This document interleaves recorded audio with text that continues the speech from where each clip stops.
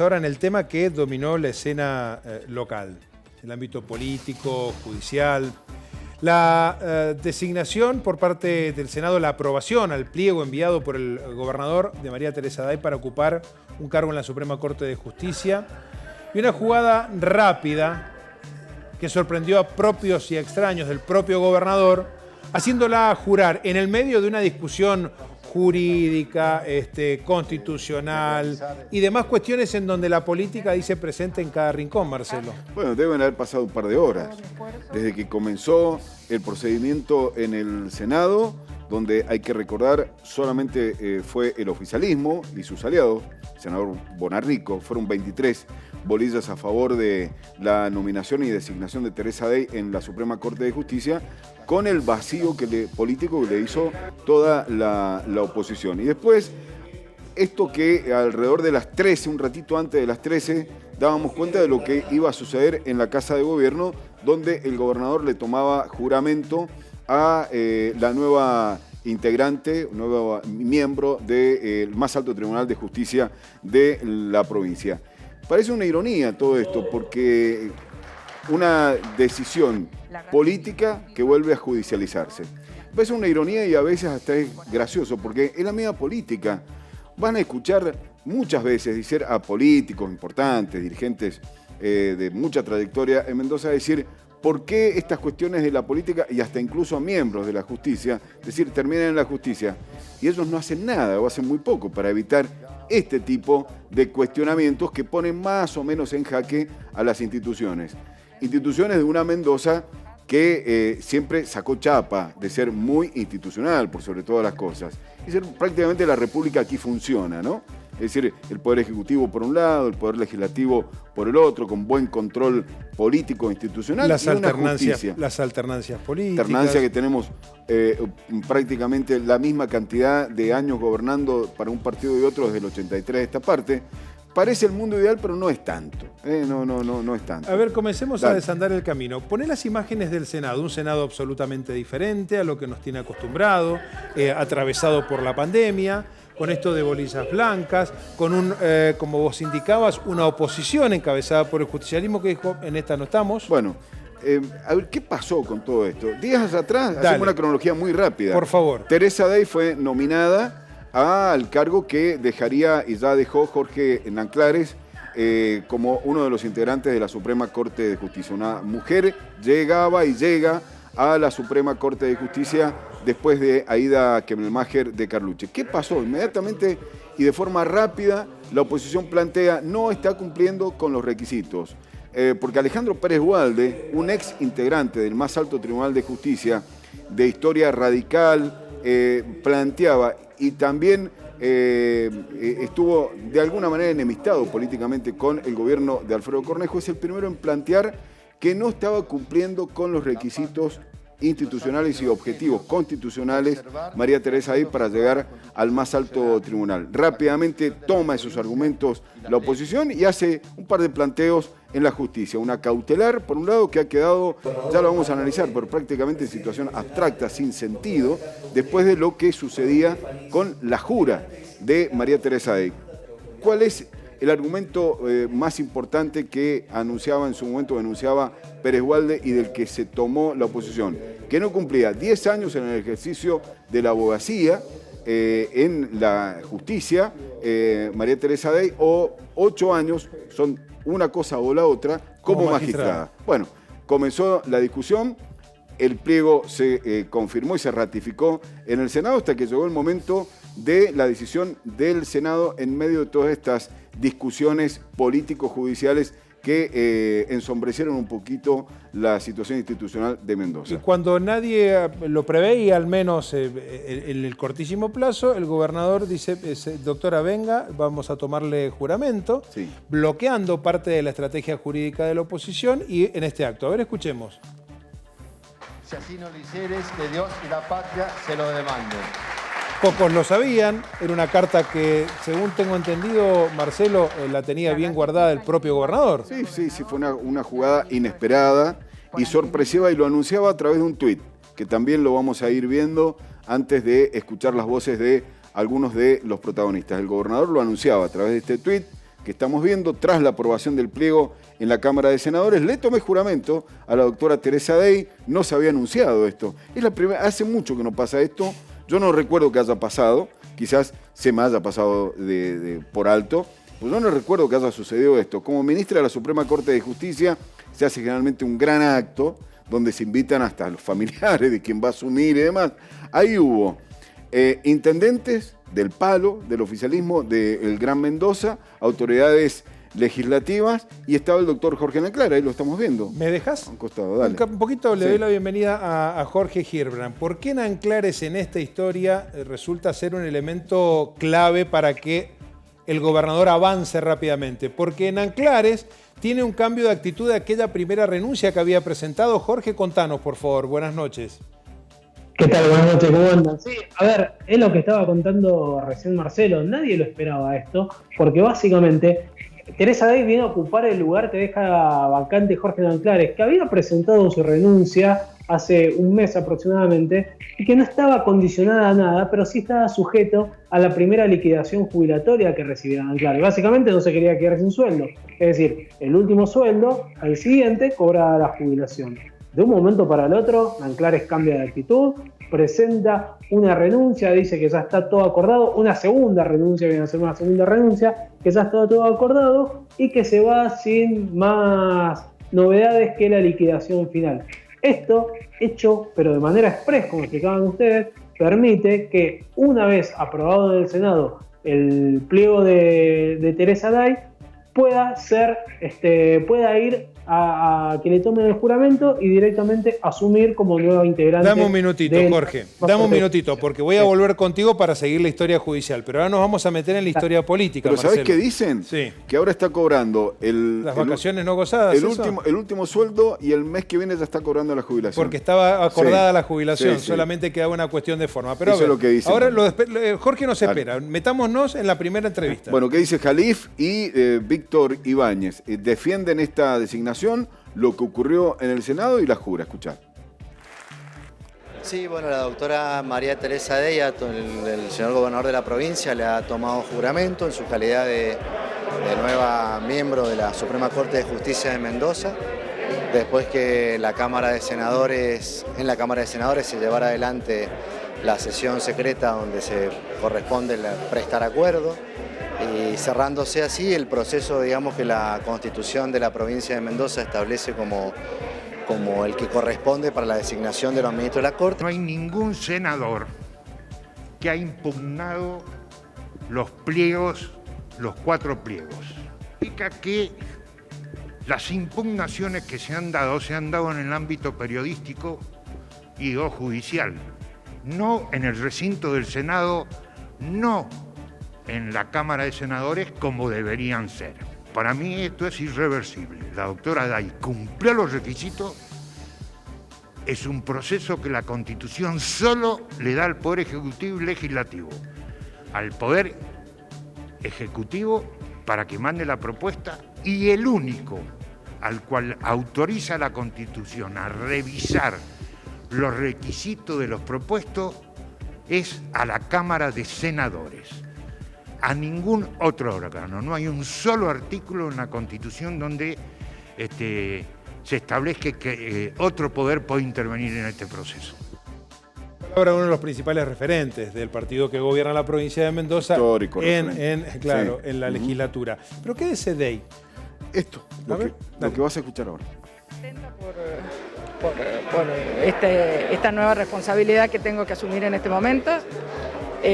Dispuesta a seguir trabajando, a dar lo mejor de mí.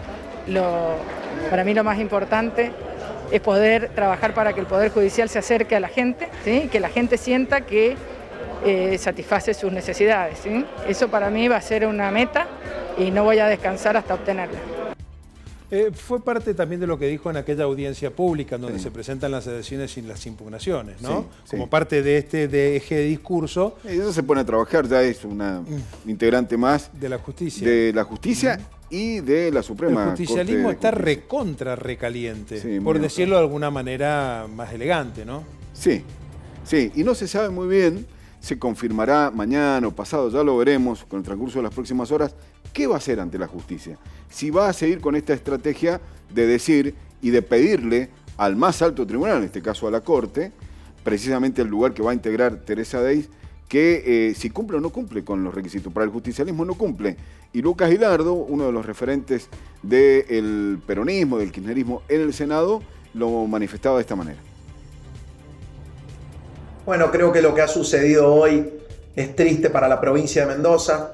La verdad que a mí como mendocino no me gustó ver un gobernador escondido para tomarle el juramento. Si el gobernador consideraba que la candidata cumplía con los requisitos que establecía la Constitución, no necesitaba esconderse para tomar juramento, romper su decreto de hace una semana, redactar un decreto de manera express ahora en 2 horas mientras se desarrollaba la sesión, que si el gobernador creía que estaba todo en claro, debió haber respetado todos los pasos constitucionales, debió haber respetado a la justicia. A mí eso me deja preocupado, me desilusiona. Creo que los mendocinos merecemos otra cosa. Espero que la justicia actúe como corresponde, que sigan los procedimientos normales y que la Suprema Corte resuelva los planteos que hicimos oportunamente, respetando todos los tiempos que establecen nuestras leyes y nuestra Constitución. Todas las voces todas. Y sumamos ahora otra voz más, Marcelo. Sí. Recién Jalif decía, para mí esto es irreversible. Ajá. Lo decía claramente, aquí nadie se puede entrometer en una decisión política que ha tomado el Senado. Esta mañana, al fiscal de Estado Fernando Simón, le consultamos en LB10 sobre esta situación, porque además la Fiscalía es parte de todo este proceso. Y hay 2 cosas que te pido que le prestes atención si te interesa, por supuesto, esto que estamos abordando. Desde lo político, Simón dice que no hay ninguna duda de que es el Senado el que tiene las facultades para seguir adelante y que no es revisable una decisión política. Por eso sostiene que todo lo que se inició o todo aquel trámite en la justicia por parte del peronismo no debía haberse realizado hasta que el Senado no tratara precisamente el pliego, que es si es idónea o no es idónea Teresa Dey, en este caso, que era la candidata. Una decisión pura y exclusivamente del Senado, aunque deja algunas dudas respecto de lo que dice Jalif. Ojo, respecto de los requisitos, porque alguien puede presentarse ante la Corte y plantear esto, si se cumplen o no, si se cumplieron o no los requisitos objetivos constitucionales, en este caso de Teresa Dey, para llegar a la Corte. Y lo decía de esta forma. En esta instancia entiendo que el Senado tiene que votar y que no puede la Corte impedir que sesione. Sí, creo que esta es una atribución que la Constitución le da al Senado, así como le da al gobernador de postular un candidato, al Senado de otorgarle el acuerdo, y en ese momento evalúa el Senado si cumple los requisitos y si le gusta el perfil que presenta, que son 2 cosas distintas. Hay muy poco escrito sobre cómo se cumple ese requisito de la Constitución, el de los 10 años de ejercicio. Sí. No hay ningún fallo que nos diga esto se interpreta de una manera u otra. La cláusula data de hace más de un siglo, de 1916, con lo cual es confusa de interpretar, como pasa con otras cláusulas en nuestra Constitución. Digo, muy sabia en muchos aspectos, pero también con más de un siglo de antigüedad. Si uno se pone a buscar a los autores de derecho constitucional, encuentra opinión para todo. Con lo cual hay algún grado de incertidumbre que es razonable que exista. Sobre esta parte del fondo, yo no me he tenido todavía que pronunciar en la Corte, y realmente uno preferiría que estos conflictos los pueda resolver la política, que es donde corresponde a través del diálogo y del acuerdo. Como corresponde. Pero si no, en última instancia, sí entiendo que la Corte es la que interpreta la Constitución, solo en cuanto a los requisitos. Todo el resto es una actividad netamente política y por lo tanto en eso no se tiene que inmiscuir la Corte. No es judiciable la opinión que tenga el Senado sobre Teresa Dey, si le gusta su perfil y su idoneidad. Ahora, los requisitos que exige la Constitución yo entiendo que sí son revisables. Esto es lo que decía el fiscal de Estado en diálogo esta mañana con el programa Opinión en LB10. Lo dice clarito. Sí. Los requisitos son revisables. ¿Me dejás que vaya a la justicia? Sí, claro. Perdón, voy a Jorge, que Jorge nos va a hacer otro correlato de cómo viene la historia en el ámbito judicial, o qué es lo que puede llegar a ocurrir. Jorge. Bueno, primero, a ver, remarcar lo que dice Fernando Simón. Es así, quien tiene el control de constitucionalidad de cualquier acto, la última palabra la va a tener la Suprema Corte, siempre. Después, las presentaciones que se hicieron, tanto por el peronismo como de los organismos de derechos humanos, devinieron en abstracto, ya no sirven más. ¿Por qué? porque tenían como objetivo que la cautelar impidiera el juramento de Teresa Day, que no asumiera como miembro de la Corte. Eso ya ocurrió, ese proceso administrativo y constitucional ya se dio, por lo tanto no sirve más. La Corte no puede actuar sobre eso, la cautelar se perdió. Ahora va a tener que ir a ratificar la presentación para pedir esta suerte de declaración de certeza o de inconstitucionalidad, pero la tienen que cambiar, porque ya no va más con el artículo 152. Ya tienen que apuntar al artículo 43, que dice que si algún empleado del Estado, nombrado por cualquiera de los poderes, no cumple con los requisitos mínimos de la Constitución, puede ser desplazado de su cargo en cualquier momento. Pero para que esto ocurra, hay que hacer una nueva presentación judicial.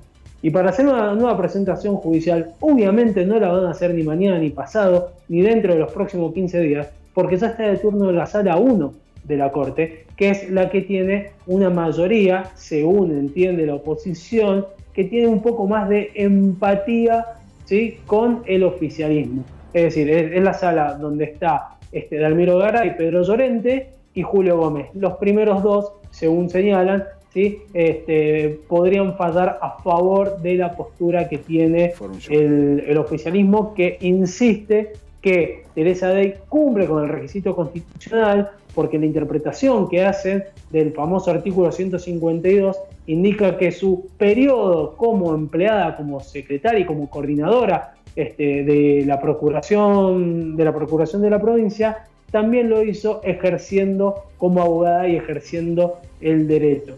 La verdad que hay que esperar, hay mucha, como decías vos, no solamente hay calentura dentro del peronismo, sino que hay preocupación por saber cómo van a ser los siguientes pasos que va a dar la política dentro del Poder Judicial, claro, porque entienden que esto se tenía que solucionar mucho antes. ¿Qué dicen del gobierno? Y nosotros hicimos todo esto rápido, porque si ellos judicializaron la causa, en vez de venir y a generar una apertura y una instancia de diálogo, como se judicializó la causa, jugamos con los tiempos.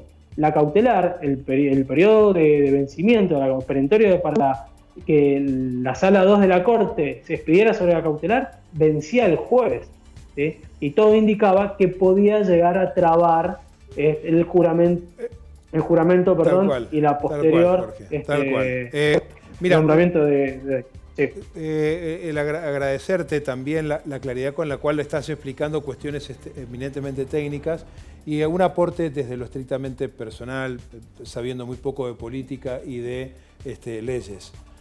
En el medio hay una sociedad que hace 12 o 14 minutos está escuchándonos, contándoles cómo es el proceso de selección de uno de los integrantes del máximo tribunal que debe impartir justicia en la provincia de Mendoza. En donde si los mendocinos nos jactamos de haber sido siempre muy apegados a las leyes, manteniendo la institucionalidad, la división de poderes, esto del respeto hacia la figura del gobernador o de la figura que encarna un gobernador provincial, la alternancia, como vos bien lo decías, Marcelo, de partidos políticos históricos, centenarios, de unos dirigentes extraordinarios, tanto del justicialismo como del radicalismo. Hoy la gente me parece que observa con cierto grado de desconfianza, diciendo, che, ¿es la política de nuevo en todo? Me parece, pero esto es una opinión absolutamente personal, cuando nosotros a nivel social seguramente nos movilizan otras cosas. Lejos quedaron los acuerdos. Un dato, los acuerdos, perdón Jorge, los acuerdos políticos que generaban y marcaban una política de Estado quedaron allá lejos de hace tiempo. El último que recordamos es sobre fines de los 90, ¿no? Un gran pacto que hubo en la provincia en materia de seguridad. Todo lo demás, lamentablemente, se fue ensuciando, se fue contaminando, y entiendo, adhiriendo 100% de lo que estás diciendo, Fernando, que la grieta, esta fractura social y política en la que nos metimos los argentinos todos juntos, hace tiempo también contaminó, obviamente, el escenario político de Mendoza, y hoy los acuerdos están muy lejos. Jorgito, 10 segundos.